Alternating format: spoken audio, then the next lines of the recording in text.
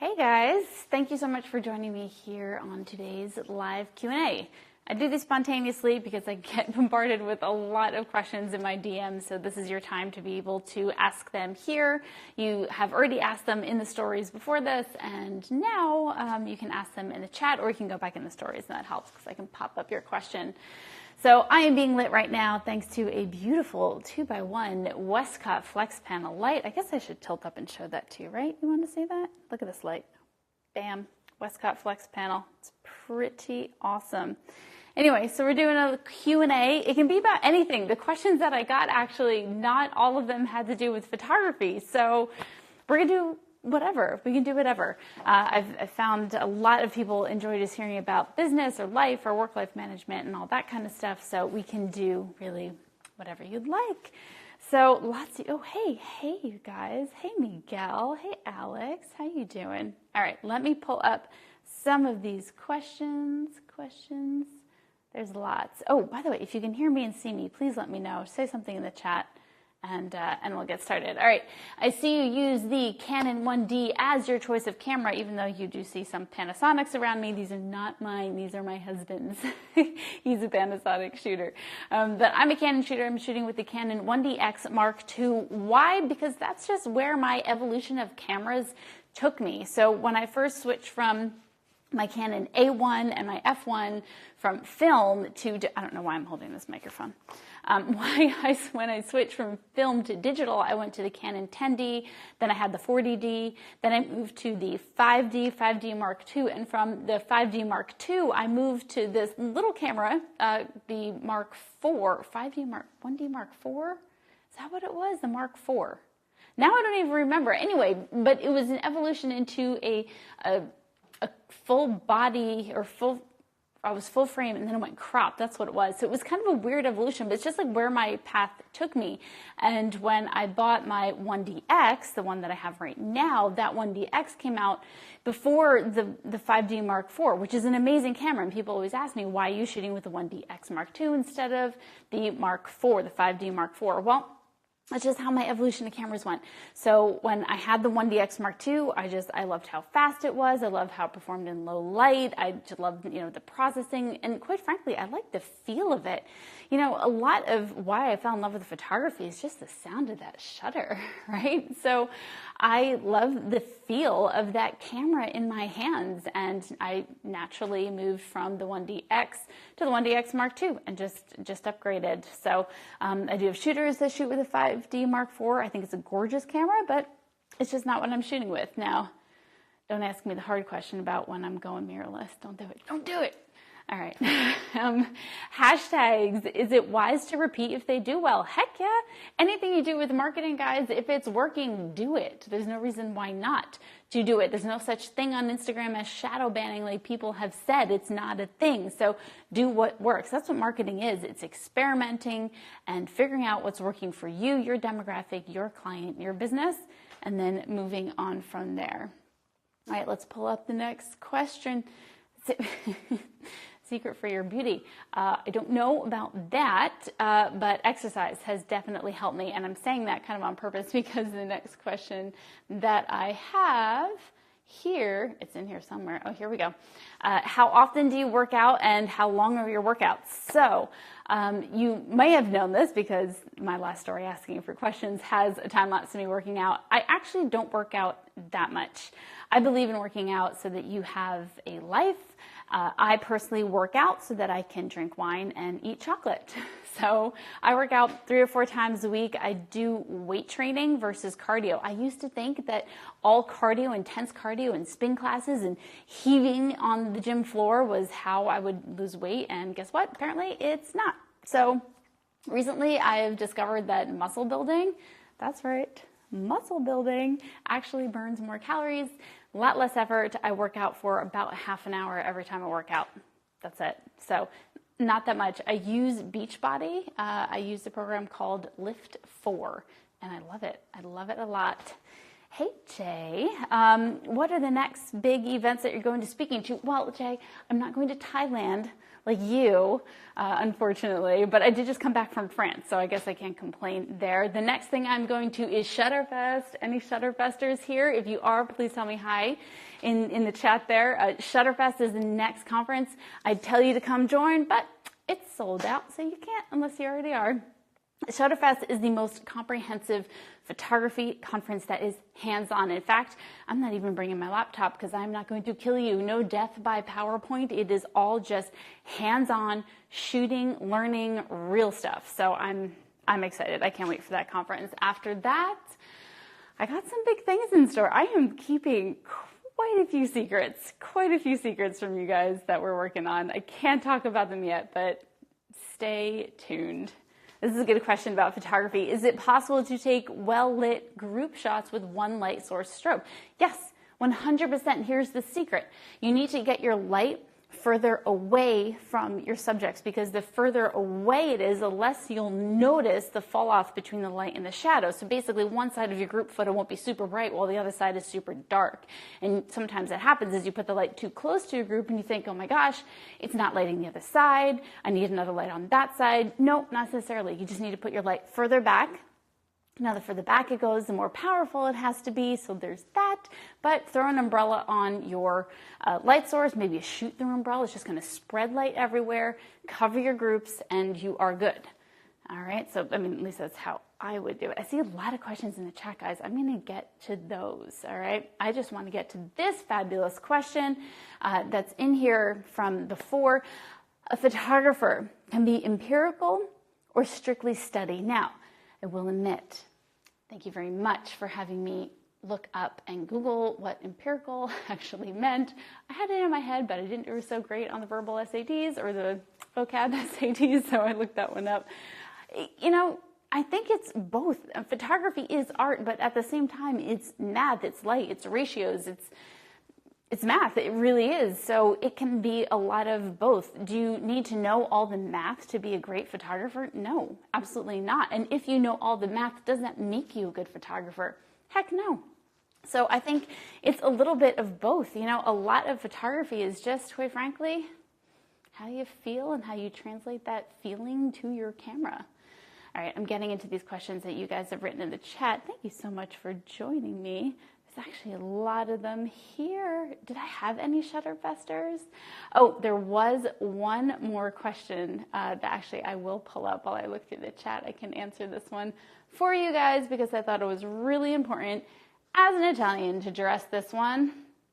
Yep, pasta or pizza. This is actually Jay. She is my office manager, as I like to call her, my life manager. Jay, pizza. Definitely pizza. There is nothing like a crunchy New York slice of pizza. Oh, it's amazing. Actually, the last pizza I had was in Brooklyn, and it was nothing like it. What is your favorite Robbie besides your husband? That would be Robbie Cantor over there in the Seattle, Washington area, who I will get to see in September. I'm coming to Glazer's Camera in September over to Seattle, Washington, to the West Coast, so I will see you guys there. I should be in LA sometime in May as well. We'll see. All right, with doing less cardio, do you feel like your cardio endurance has gone down? I don't know. I'll do jumping jacks for the rest of this and I'll let you know. Absolutely not. Guys, just because you are weight training doesn't mean you're weight training and like sitting there and not actually putting any effort in it. When you weight train, you sweat, your heart rate goes up. It might not spike to 200, but then a lot of times I interval the weight training with cardio. So I'll do 2 rounds of, I don't know, like 1 set of biceps, 1 set of back, and then I'll do a 30-second cardio exercise. So that kind of switching in between helps keep your heart rate up because you do want to have that endurance, right? You want to have all that stuff there. Hi, Vanessa. Do you do a lot of traveling to other countries and workshops? Yes, I just came back from France, so that was my latest country, and it looks like I will potentially be back in Poland September 2020, so that's really far away, but feel free to fill in the gaps.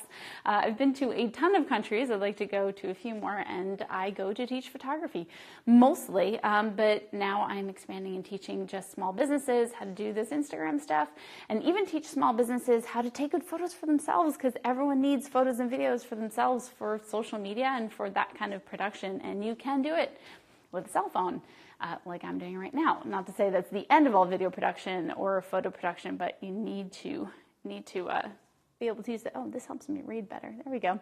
When are you going to be here in DC? Actually, I need to go to DC. I need to visit my friend Moshe Zisman, who's a photographer there. I need to go visit Wedding Wire buddies of mine there. I don't know when, but I do like to take the Amtrak in the summer, straight from New York to DC. So that might be in the plans. We'll see. All right. I feel like I've been attracting more wedding vendors on Instagram than anything else. What's the best way to attract future brides? I love that question. Thank you. Mateo, I don't know how to say your name. Mateo Vale. I'll go for Mateo Vale. All right. So that is a really good question, because what happens, and I would love actually to see a lot of your feeds, and just see what things you're consuming on Instagram, because what happens? We're photographers, even we're wedding vendors, and we use these hashtags like married or just engaged. And then if you go look at those hashtags, the people that are posting there, they're all wedding vendors, because we're just trying to attract these brides and grooms, these couples that are getting married, but all we're doing is attracting other vendors. Number one, embrace that. Okay, first embrace that, because the more you grow your network inside your industry, the better. You're going to build relationships, and they are going to give you clients. So that's a good thing. You know, I know photographers who get mad that other photographers are following them or copying them or things like that. It's like, no, just use that, grow your network. My first job I ever booked in my photography business was from another photographer. So that is a perfectly acceptable audience to attract.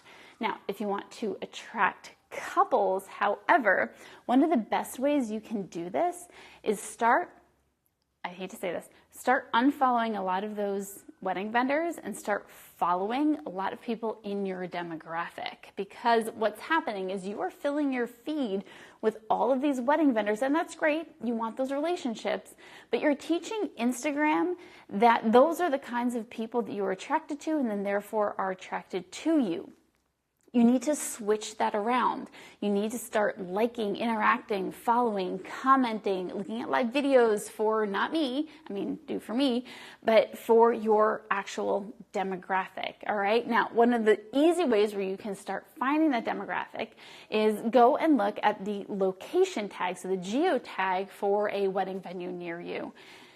Do this on a Monday, after they've had 3 weddings that weekend, and take a look at who posted there and find the non-wedding vendors. Find the people that posted, click on them, like them, and if you were lucky enough to find a photo of all the bridesmaids or all the groomsmen and they're all tagged in there, then go to all of their tags and follow them and like them. And it's a slow grow, but eventually you teach your Instagram that this is the group you belong in, not a bunch of wedding vendors. So if I were to show you my Instagram feed, you will notice that when you scroll through, yes, you see the wedding stuff because that's there, but then you see a ton of people that are just couples in the almost getting married age or just married age. So you have to train your Instagram. That was a long answer, but you know what, guys? That's a really, really good one.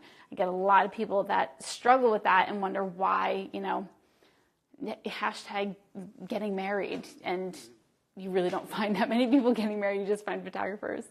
Do you ever tailor your talents and adjust to a client's specific needs? I love this question. This is a really good one, Alex. So I do not. In fact, just about 3 weeks ago, I had a phone call with a client, and they were trying to ask me or tell me that they wanted a certain kind of look. He actually said, do we have say in the editing of the photos? And my answer was no, you just don't. Because if you want to edit my photos as something different than you see my work is, then I'm not the photographer for you. Go find the photographer for you, because clearly my editing is not. There is an unlimited, infinite times infinite number of ways that you can edit any given photo. So your goal, if you're a bride or a groom watching this right now, your goal is to find the photographer where you like not even just their photographic style, but their editing style. And you don't want your photographer to deviate from it too much. It's kind of like if you went to, where is it good? You went to a sushi restaurant and then you asked them to make you barbecue. And the teriyaki is kind of barbecue, I guess, but you get the point. You want to go to a sushi restaurant to get the best sushi that they can possibly make. And the second that you ask them to start making you Italian food, you're watering down the actual valuable service that they provide. And that's my conviction with it. I would love to tailor, I can be any kind of style of photographer that you want me to be. Technically, I know how and I can do it, but it's not serving my client and it's not serving me. It's going to hinder the workflow and water down what I do for my clients, and it's not going to give them the best experience with me. So I do not tailor them. I will send them to another photographer. And in some cases, I've actually asked them, what's your style? What are you looking for? You know what? Here's who you go to. Because ultimately, I could tell them yes, and then because they are outside of the realm of what I do with them or what I do with my photos, I'm probably going to mess it up. It's like reinventing the wheel for every single client, and you don't want to do that. You don't want to do that. No successful business reinvents the wheel for every client. Even people that do custom stuff, they just don't reinvent the wheel every single time. There is a method, there is a workflow, and it has to work. All right, scrolling down to the bottom because I've been ignoring you guys. Greetings from Colombia. Yay, Seattle. If I travel to the USA, can I go with you and learn from you on a wedding? Miguel, I can't tell you how many people ask me that question, and I do my best to accommodate as many people as I can. But what I do for weddings, in case you're curious, is I take on third shooters and additional people as a means of interviewing them to become second photographers or assistants. So I don't just take random people onto weddings with me. One, that's not fair to my clients. I don't want them scared of who I'm going to bring on the wedding. Anyone that I bring with me is going to be a very vetted person, with personality and professionalism and everything like that. So I don't just bring random people on jobs with me, but I use it instead as a way is the interview process and how I have turnover and training for all the people that shoot with me, because I'm very picky about the people that shoot with me. They have to represent me as a company and do that very well. How can one begin to start with the education routine? As far as teaching, honestly, look what I'm doing. I'm going live. The education routine, I get this question a lot. A lot of people see, this influencer thing, which I actually really liked. I think it's Diesel Watches made an ad campaign. It's called Be a Follower. It's pretty good. Look it up. Anyway, so a lot of people want to get into teaching. The best way to start getting into teaching is to just do small things around you. Find your local photography meetups and ask them if you could give them a presentation. Learn how to give presentations before attempting to give them on stages. When I first started speaking, I was a teacher at one point, a Spanish teacher, but after that, I went to a local photography chapter, local PPA photography chapter, and I taught in the back of Peter Pank Diner, which recently burned down and is no longer there, but that was my first on-stage performance. And from there, somebody else saw me and vetted me for the next thing and the next thing and next thing, and now this is half of what I do. So it does not just happen overnight. I've been doing this for 10 years and working really hard at it, and it's not so glamorous all the time. As a matter of fact, it's not glamorous almost ever. It's really a lot of hard work and prepping and traveling. It's not just getting on the stage and speaking. All right, Carlos, how can I make the first move to network with big venues? I've been emailing them to do styled shoots, but crickets. Well, the thing that you might want to do is get out of email. They get a bazillion emails a day, definitely a ton of spam, definitely a lot of photographers that want to do the same thing that you do. The best thing you can do is work with the venues that you're already working in. A lot of people think, oh, here's this venue, it's the best venue, I have to get into the best venue. But the best venue is just the one that feeds you clients. It doesn't have to be the best one in the whole state. As a matter of fact, even if they feed you clients, it's not the best venue if you don't like working there. So go to a job, interact with people on a human level, get their business card, and then follow up with them. Build a relationship. You're not going to build a relationship via email. You could maybe build one via Instagram. I know after jobs, I will send the hall and a lot of the other venues just quick Instagram pictures so that they can use them. But even a lot of people are doing that. So it's really oversaturated. I had lunch with Clayne Gessel, who's an amazing photographer in the New York area, and he doesn't do digital marketing at all. He actually sends out books of his portfolio and what he does to all the major halls and wedding planners. And then he follows up with them for coffee. Hey, did you get the book? Come join me. And, tries to build an actual relationship. And he gets a lot of traction that way because no one's trying to do that anymore. Everyone's just trying to email and, God forbid, cold call or send DMs or send Facebook messages. And you know what? You're getting lost in a sea of other people trying to do that. So find where they are not and do that. And that's how you'll be seen. I appreciate it. No problem. You're welcome. How to narrate poses to couples. So narrating poses to couples, I like to pretend that we're playing Simon Says or the mirror game. So I don't like to say, okay, move your right hand up, no down, no here, no there, because they're not going to quite get that. But they are much better at Simon Says. So if I was posing you right now, let me get the pizza or pasta off of here. How do we X? Good. All right. So if I were telling you right here how to pose, I would say, hey, just look at me. And now go ahead and just lean on one leg. And I don't say back leg. I don't say front leg, right or left. I just say lean on one leg. And if they do the opposite of what I want them to do, I say, oh, try the other one. I don't say, oh, no, not that one. Right? You don't want to throw negativity at them. And just say, oh, no, try the other one. All right. Now from here, lean on that leg. All right. Go ahead and maybe move your front foot forward. Now just give yourself a little bit of a turn, and now they're leaning on their back leg. All right, turn your shoulders to me, maybe drop that hand down, and then move from there. So I'm always telling, and if I go to turn their heads, I'm always kind of either moving them by using the force, or I take my finger, I say, oh, try your chin this way. How about a little bit down? Oh, try this, try that.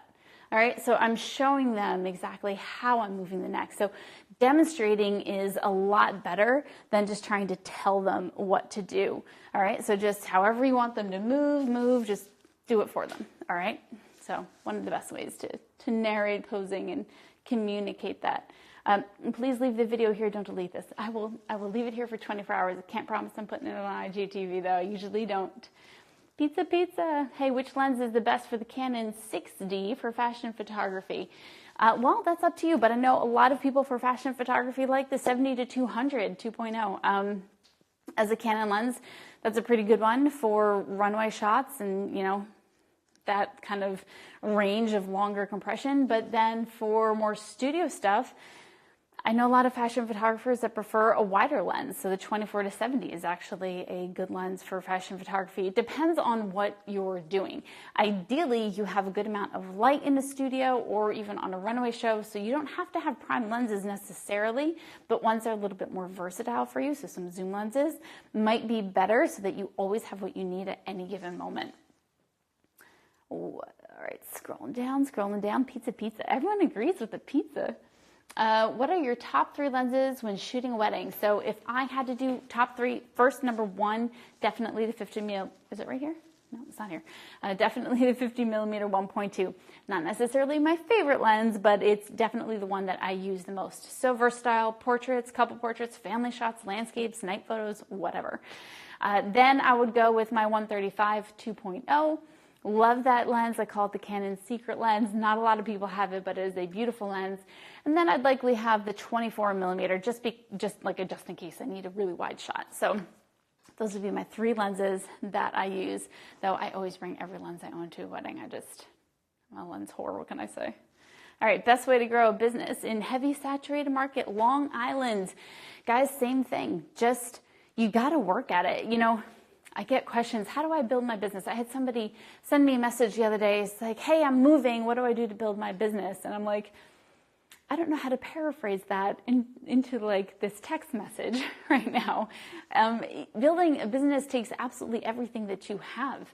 There's no one answer. There's no magic advertising that's going to do it for you. Like if there was, we'd all be doing it, and then that thing wouldn't work anymore because we're all doing it, right? So you have to be able to just go all in, you have to do digital marketing and, do relationship marketing. And if you are in a saturated market, I honestly, and I'm just going to say this publicly, I think that's the most irrelevant statement ever.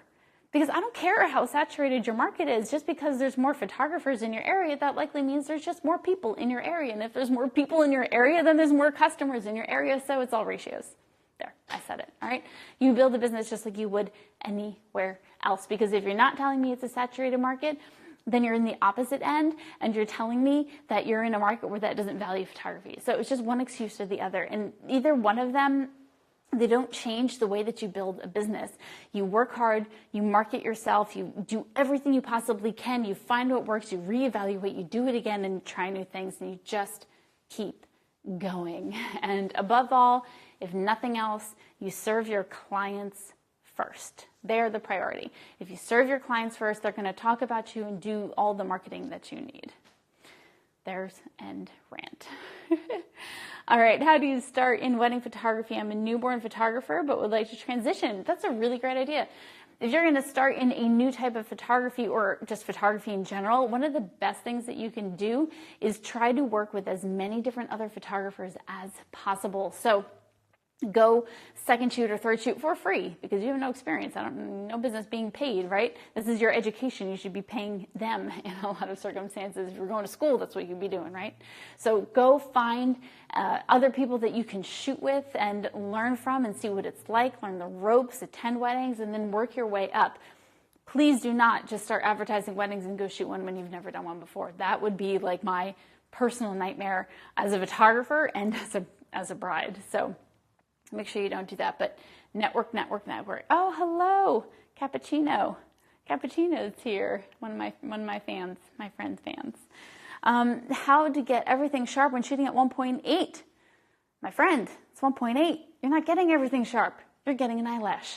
That's all you get at 1.8. You get an eyelash sharp. And I know you see these Instagram photos and you think, how are they getting these beautiful sharp photos? They're telling me they're shooting at 1.8. You want to know why? Because they're this big. You can't tell that everything's blurry. I guarantee you some of the photographers that you follow, they're all wide open shooters and it's all beautiful. The second they print their photos, it's a blurry freaking mess. I never shoot at 1.8, maybe like one shot if I'm specifically trying to only get an eyelash in focus. But at 1.8, guys, you're not getting everything in focus. It'll look nice on Instagram, but then you're going to have that client asked to print like a huge 24 by 36 photo, and they're going to wonder why it's blurry. Well, it's because you shot it at 1.8. Everything's blurry except for that eyelash. How old am I and how long have I been shooting professionally? A woman reveals nothing. Now, I'm going to be 36 years old this year, and I have been shooting professionally for about 18 years, I guess. Yeah, that sounds right. Since I was 18. I started right out of high school working for the photography teacher that was my photography teacher in high school. He shot weddings on the weekends, so that's how long I've been shooting professionally before. How do I shoot height shots with wire trigger or wireless? The height shots. I don't know what you mean by height shots. Get back to me on that one. The camera on my shirt is the new Canon mirrorless picture. Sonny, what is this on here? Can you guys see this? It says, I think it just says camera. It's just a cute little shirt that I found. I have a t-shirt collection that I really love. Is there any need to print a portfolio? Well, I do have clients that come in upstairs. I'm actually downstairs in my studio as opposed to upstairs where all my printed stuff is. Maybe we'll go live and show you around there later. But I think print is very powerful. All of my clients get albums. Almost all of my clients get wall art or some kind of print. So I like having it where I can show them, even if I'm just showing them to a screen. And personally, I think print is extremely gratifying. So I want to have things in print and I want to see my work finished as a finished product. I don't think digital is a finished product. I actually don't even allow digital to be a final finished product for my clients anymore. So print it. All right. Scrolling down. Am I a believer in post-processing besides basic cropping? No, I'm a big disbeliever in post-processing. I believe you have to balance your images, color correct and things like that. I do not believe in crazy retouching. I do not believe in crazy dodging and burning and things like that. If you want to do that artistically, fine, by all means. But I know friends of mine that do those sort of big signature images, and then their clients want that signature look on every single image. So I'm a wedding photographer. I'm giving you like 1,000 photos. If I were to do that kind of editing on 1,000 photos, you would see your photos on your 10th anniversary. It's just not practical. I choose to make a living holding a camera, not sitting in front of a computer. But that's just me. You might be a digital artist and post-production is your thing, and that's great. Then you're more of a digital artist versus a photographer, potentially. But me, I prefer to get it right in camera and then spend my time talking to you guys instead of talking to my computer. All right, all the way from, I can't even pronounce that. That's so horrible. Countries I don't know. Bahrain. One of your big fans. I'm a wedding photographer covering weddings in a small country, and I wanted to thank you. I benefit a lot from your educational posts. Oh, I really appreciate that. Guys, if you don't know, I also have a ton, I believe it's 68 videos right now up on Adorama TV. So if you go to YouTube and you go, just Google my name, Vanessa Joy, and Breathe Your Passion is the name of the show, or Adorama. There's a ton of YouTube videos there. I give a lot of education. So please soak it all up. All right, scrolling down. Do I use a print service or print yourself in your studio? I use a print service. I use Miller's Lab for actual albums. I'm using Floricolor and Miller's Lab for albums as well, and PictoBooks. Those are my main ones. I've seen some other ones lately, actually QT albums is another one that I'm looking into recently. Don't have a verdict on that yet, but I'm extremely picky. Hey, Charles. I'm extremely picky about what I use for print, so that's who I'm using. I've thrown, album companies out the window for lots and lots of reasons. So, all right, I think I have more questions than the actual questions. Oh, there we go. 85 or 50. So the new 85mm 1.4 is slowly becoming my most used and favorite lens, but the 50 is still the most versatile. But the new 85 1.4 with the image stabilizer and how fast the focus is, honestly, it's incredible. So I love the 85. I do love the 85 more for portraits. It's a little bit more of a portrait lens than the 50. So up to you, but that's what I like. What's this question here? How do you respond to nagging clients? Our clients don't nag. How do you respond to nagging clients when they keep contacting you about when will my photos, I'm assuming that says be ready. My friend, who is this? Simply Syrian. My friend, if they are contacting you about when their photos will be ready, that is your fault, my dear. That means you are not communicating to them effectively or as much as you should about the proper expectations on when photos will be ready, or it means that you're taking way too darn long to get it to them.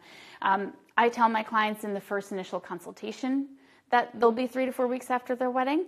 I tell them in their contract it'll be 3 to 4 weeks after their wedding. I tell them after I leave their wedding that it'll be 3 to 4 weeks after the wedding, and then they get a follow-up email from me the day after their wedding or 2 days after their wedding that say your proofs will be ready in 3 to 4 weeks. So I'm communicating that to them 4 times, and mostly automatically. So these are automatic emails that are going out via 17 Hats. So they know ahead of time. I never get anyone bugging me for pictures, really, ever, because they know. And I've done my due diligence in setting that expectation and then meeting or exceeding it every single time. If they're bugging you about when the pictures will be ready, girl, I'm sorry, but you have failed somewhere. So get back to your communication and figure out where it is that you can communicate these things with your clients so you stop getting those emails. You shouldn't be getting those emails, and you should not be having clients nagging about you. That is something that you can fix. This is a good follow-up question. What is your workflow? So when I shoot a wedding, I come home, I back up my photos like a crazy person, and then I send them off to Freedom Edits. So Freedom Edits is actually a company in England. That's how picky I am. I have to go to England to get people to edit my photos. I send them off to Freedom Edits, which you guys, if you want, there's a $50 gift card for Freedom Edits if you go to freedomedits.com/Vanessa Joy. I love them. So I send it off to them. They cull my photos. They color correct. They go from RAW to JPEG, and then they upload them to my online gallery. It's a lot. I have to be hands-off because, for example, the wedding that I shot last Sunday, I went straight to the airport and went to France. There was no way that I was going to be able to do that kind of editing. then my clients would be nagging me about when the photos will be ready because I wouldn't have had time to do them for weeks and weeks and weeks. So I do that. The clients get an email letting them know that their proofs are ready, shows them a link where the pictures are, and then we go to a session where we design their album. So either via video chat or in person here in my studio, which is preferable. I have them come in, sit down, and I have a pre-design of their album for them. So we sit down and do their album session together and get it done. We make all of the changes. It's a 2 to 3 hour appointment. We make all of the changes right there, and then that way their album is done, getting printed, and they usually have it in their hands about 3 to 6 months after their wedding, closer to 3. That was 2. I meant 3. What is the best advice, your best way to advertise your service as a wedding photographer when you're just starting business based around wedding photography? So work with your social media, work with your network, work with your small businesses. Here's one thing I was talking to somebody recently about.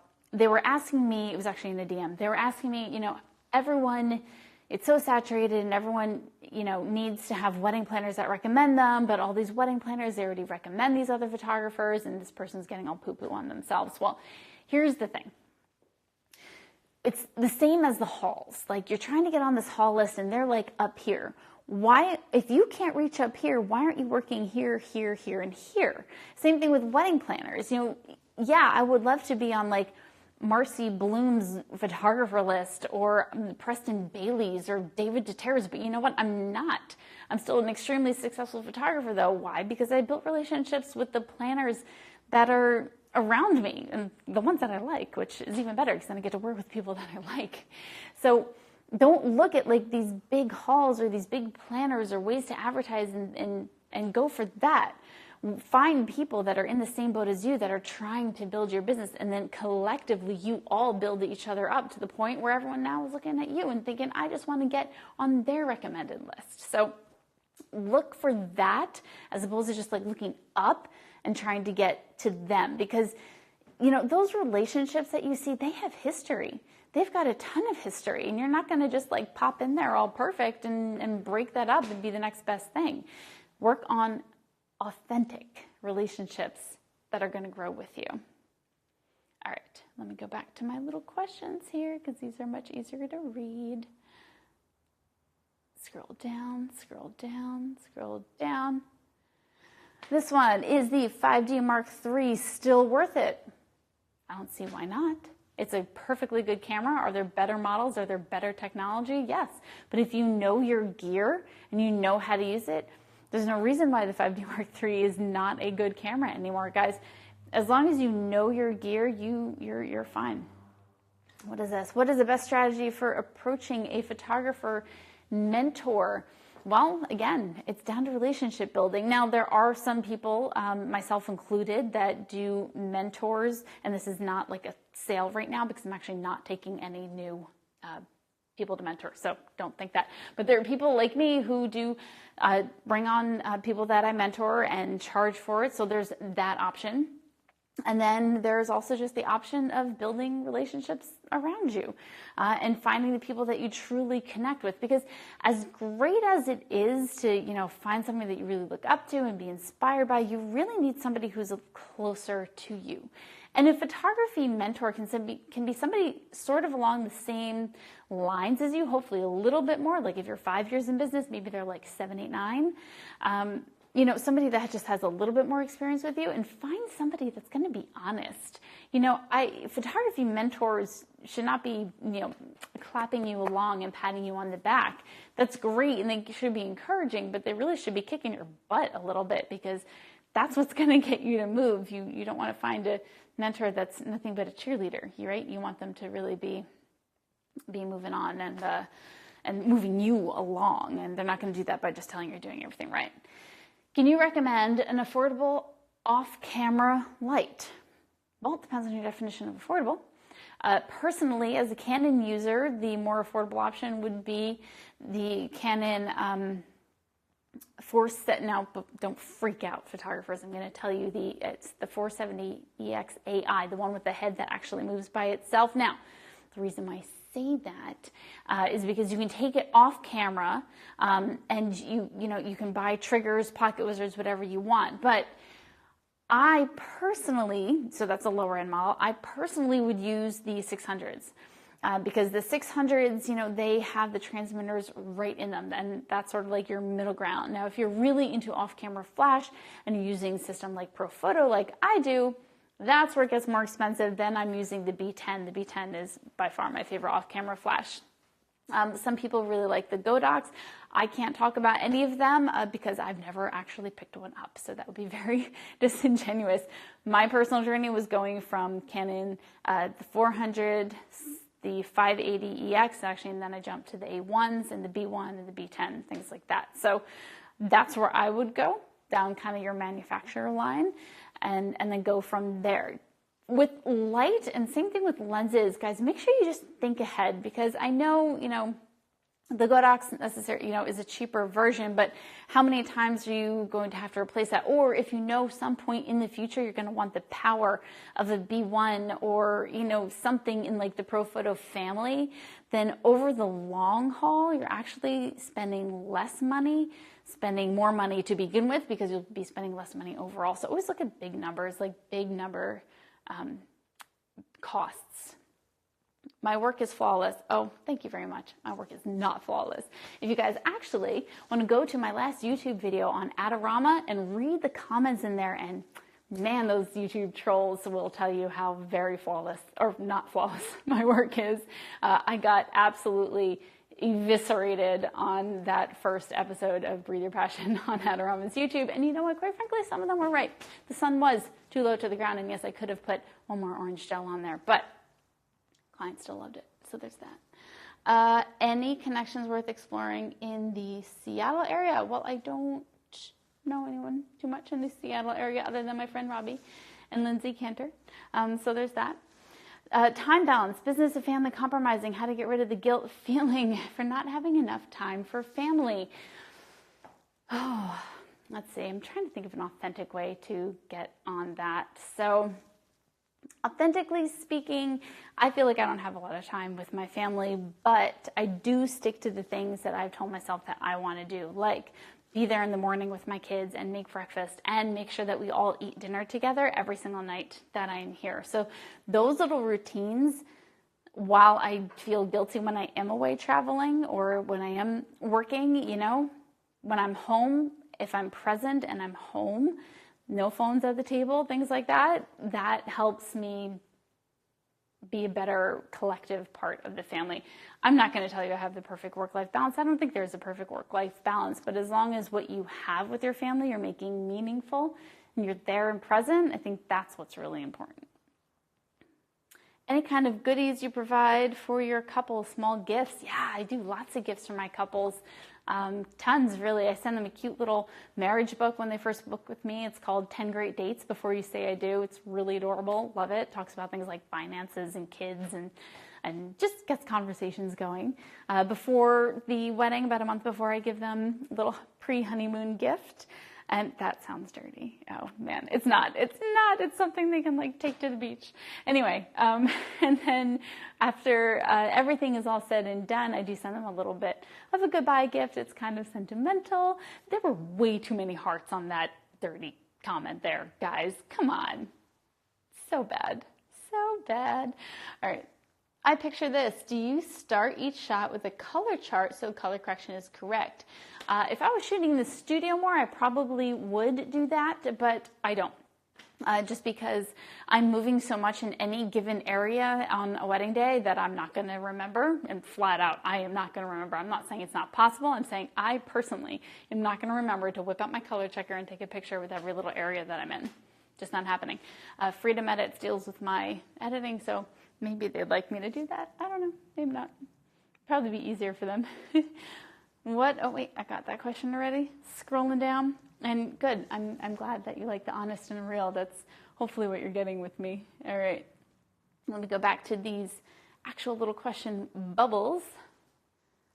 Here we go. What do you feel is the biggest problem you solve for your clients? that is one of those marketing questions that I am really bad at answering. I know that when you go to like these marketing classes, they tell you that, you have to think about the problem that you're solving for your clients, and then that's how you advertise. Story Brand is a really good book that talks about this kind of mentality, and I never got there.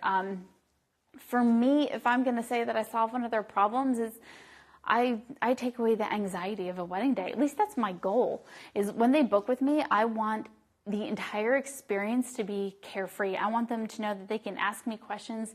They can lean on me, psychologically on the wedding day. They can count on me to like tame the mother of the groom if necessary. And I have had those emails, and, I just like taking the weight off of their shoulders and then replacing it with just this joyful experience, pun always intended, joyful experience throughout the entire start to finish, the entire time that, we're dating, essentially. So I don't know that I solve many problems. I guess I solve a lot of problems, but not one big one. But that's a really good question. And it's something that I believe it's Donald Miller and Story Brand really addresses there. All right, what would you tell your younger self getting started in wedding photography? I would tell myself to not be a know-it-all.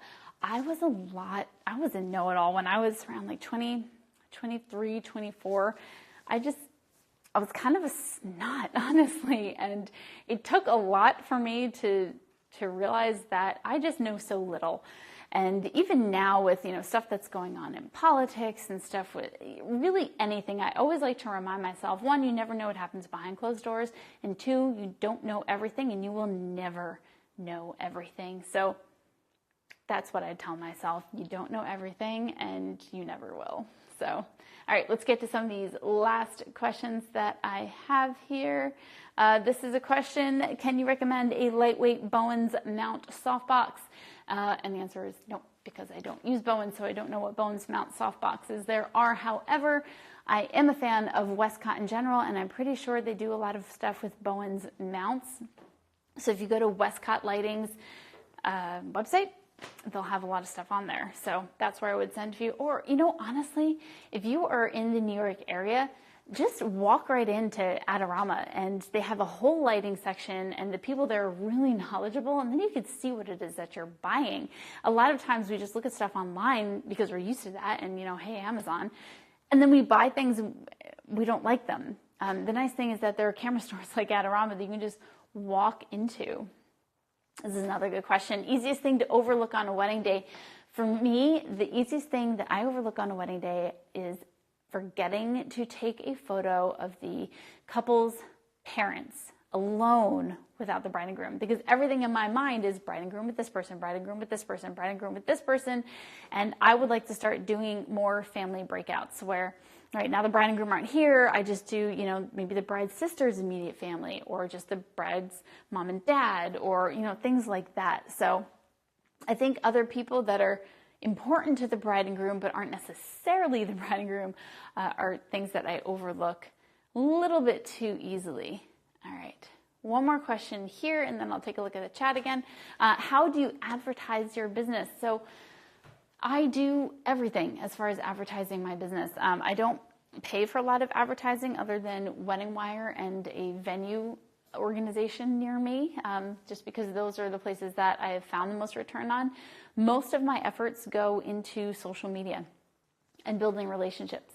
I have found that social media has been one of my favorite ways, especially Instagram, to connect with new clients. Because here's the thing, when you have a client that was referred to you, that's great. And that is word of mouth is my biggest source really of booking clients. But when they find me through Instagram, I know it's because they found me and they actually saw my work and they saw my style, or maybe they popped on one of these and they've seen my personality. And I find that it's almost like a dating service, hooking up wedding professionals, wedding photographers with the wedding couples. And it's done a good job. It's done a good job because you can see what they're doing, and it helps build the whole entire relationship throughout. Like I have my clients, will go on an engagement session and then they'll ask me, how's your dog doing? Because, I posted about my dog being really old and something like that. So I tend to like this form of advertising. I feel like it builds more genuine relationships overall and makes it a lot nicer for both the clients and myself. Best beginner camera for wedding photography. If you're going to go beginner, beginner is great, but you still want to have nice, good quality, especially if you're shooting weddings. So I would go with something like the Canon 60D Mark II. That would probably be one of the ones. Or even the Canon, the mirrorless, the R. And those would be the ones that I would recommend for me, my personal preference. When did you take your favorite photo until now? My favorite photo, it's really hard to pick a favorite photo because when I look at photos, I'm not just like looking, and not putting down landscape photographers, I'm not just like looking at a landscape, I'm looking at a person. So my favorite photos tend to be the ones where I've fallen in love with the couple the most. So it's not even necessarily the photo, it's me looking at the photo and remembering, oh my gosh, that's Emily and Reese, and they're so sweet, and I just love her mother, and oh, that's Monica and Jordan, and oh my God, their whole family was just tears and everything during the toast, like that. That's what I think when I look at my clients' photos. So I don't necessarily have a favorite photo. I tend to just look at the relationship. And no, I don't have a favorite client. Don't even ask. I have all of them are my favorite, and some ultra favorites. Is it a good idea to go to school to learn about business and photography? Yeah, no, I don't think so. There's so many resources out there that are free for one, but I would even suggest spending your time interning for free with somebody over paying to go to school for that knowledge. But that's just me. I hope my kids don't go to school. I hope they don't go to college. I think it's so much more beneficial to learn real life experience than to learn in the classroom. How about the kind of light stands? I use Manfrotto's stackable light stands. I have 3 of them that I bring with me on any given job. They're not here, they're in my house. But Manfrotto stackable light stands, they're great, portable, easy. You're a great photographer and businesswoman. What area do you want and need to develop? I actually am personally looking to hire a speaking coach, and I think I found the one I'm going to work with, thanks to my friend Alan Berg, who recommended her to me. And I want to work better at articulating and speaking and still being completely natural, because that's important to me, but I want to get more into the public speaking world. And before you ask, that does not mean that I want to get less into the wedding world.